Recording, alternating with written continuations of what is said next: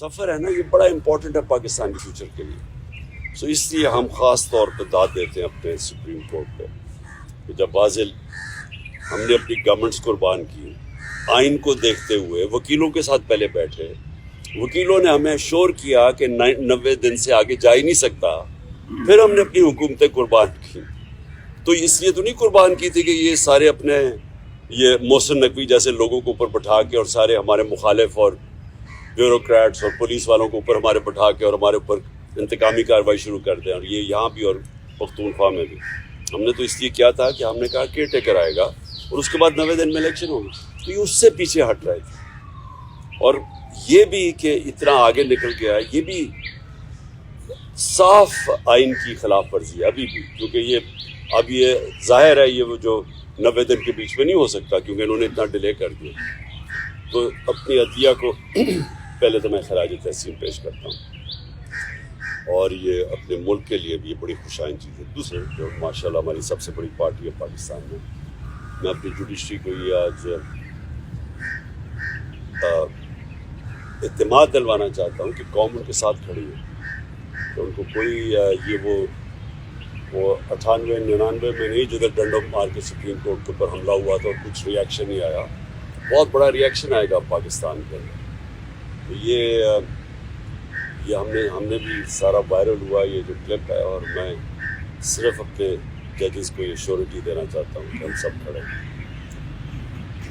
دوسری چیز کی میں نے بات کرنی تھی وہ یہ آج بابر اعوان نے ایک پریس کانفرنس کیا ہے. دیکھیں پہلے تو خطرہ مجھے کس سے ہے, میں نے جن 3 لوگوں کے نام لیے تھے میرے اوپر جب واردات ہوئی تو میں نے ان تینوں کے نام لیے.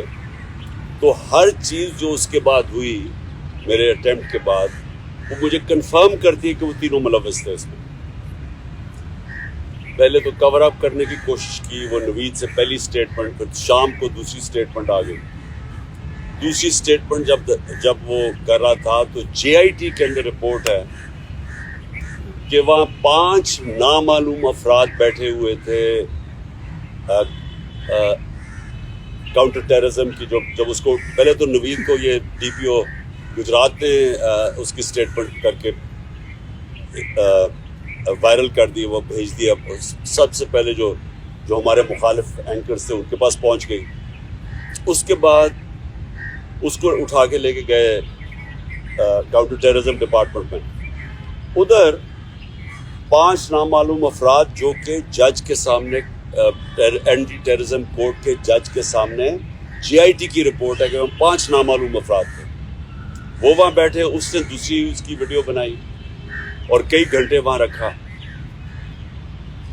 اور پھر جب JIT نے ان دونوں کو وہ جو SSP تھا CTT کا اس کو جب بلایا اور یہ جو DPO گجرات کو بلایا, انہوں نے ریفیوز کر دیا آنے کو. پنجاب کی CTT تھی تو کون طاقتور تھا جو ان کے پیچھے کھڑا تھا کہ انہوں نے ہماری گورنمنٹ ہوتے ہوئے منع کر دیا.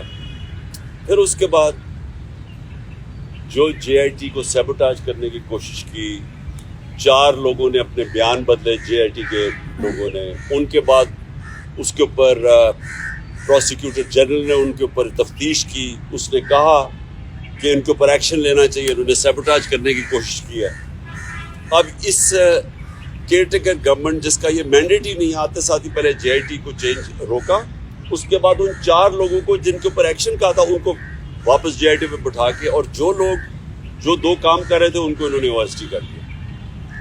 تو یہ جو کور اپ ہے یہ صرف وہ کر سکتا ہے جس کے پاس طاقت ہے. اور طاقت کس کے پاس ہے؟ ڈرٹی ہیری کے پاس طاقت ہے, رانا ثناء اللہ کے پاس طاقت ہے, اور شہباز شریف. یہ جو تینوں میں نے نامنیٹ کیے. اس کے علاوہ یہ نہیں ہو سکتے. اس کے علاوہ یہ سیبوٹاج نہیں کر سکتے JIT. اب بات یہ ہے کہ یہ 3 ان کو سب سے زیادہ خوف کیا کہ عمران خان اقتدار میں نہ آ جائے, یہ تینوں کو خوف ہے. اور یہ 3 پاور میں بھی بیٹھے ہوئے ہیں اور مجھے سب سے زیادہ خطرہ ان سے. تو میں نے پہلے بھی ٹی وی پہ کہہ بیٹھا ہوں کہ یہ ایک اب دوسرا پلان بنا ہوا ہے مجھے قتل کرنے کا. اور میں نے یہ پبلک بھی کہا, جب یہاں لاہور ہائی کورٹ تھا تو میں نے تب بھی جب خواجہ طارق رحیم نے جج کو بتایا کہ ان کے پر پلان بنا ہوا ہے, یہاں کوئی سیکیور انوائرمنٹ نہیں ہے, اس کو نہ پیش کریں وہاں, تو جج نے ایشورٹی دی. جب میں یہاں انتظار کر رہا تھا, جب میں گیا, اس نے ایشورٹی دی کہ پولیس ان کی حفاظت کرے گی. وہاں پہنچا, وہاں پولیس ہی بھاگ گئی ساری, کوئی کسی قسم کی پروٹیکشن نہیں تھی, بالکل ایک ایکسپوز تھا کہ کوئی بھی کچھ واردات کر سکتا تھا. پھر انہوں نے مجھے پنڈی بلایا, یہ اسلام آباد میں 3 اپیرنسز تھی. وہاں آج بابر اعوان نے جو اندر کے کیمراز تھے, جو سی سی ٹی وی کیمراز تھے, وہ بند کیے گئے. جو وہاں سیکیورٹی کے لوگ تھے وہ وہاں سے غائب تھے, کوئی سیکیورٹی نہیں تھی. سی سی ٹی وی کیمراز بند کیے گئے, اور بالکل کسی پروٹیکشن کے بغیر میں تینوں عدالتوں کے در ایکسپوز تھا. اب سوال یہ ہے کہ یہ کس کے انٹرسٹ میں ہے کہ مجھے کون آپ پروٹیکٹ کرے گا؟ جنہوں نے پروٹیکٹ کرنا ان سے ہی خطرہ ہے. تو عدالت سے ہم اب کوشش کریں گے, سپریم کورٹ کے چیف جسٹس کو بھی میں اب لکھوں گا اپنے وکیلوں سے, ہائی کورٹ کے بھی چیف جسٹس کو, کہ یہ آپ ہماری باری تو جب نواز شریف فیک بیماری ہوئی تھی اس کو, کیونکہ اب تو پتہ چل گیا نا کہ جنرل بیماری نہیں تھی, تو ہمیں ایک جج صاحب نے میں پرائم منسٹر تھا, انہوں نے کہا کہ اگر اس کو کچھ ہو گیا تو ہم ذمہ دار ہیں. تو مجھے کچھ ہو گیا تو کون ذمہ دار ہے, کیونکہ وہ جنہوں نے کچھ کرنا ہے وہی ان کا کام ہے میری حفاظت کرنا. اور دوسری چیز کہ جو نوید جس نے میرے پر قاتلانہ حملہ کیا تھا, اب اس کو عدالت میں نہیں پیش کیا جاتا, اس کی جیل کے اندر اس سے بات چیت کی جاتی ہے کیونکہ اس کی جان کو خطرہ ہے.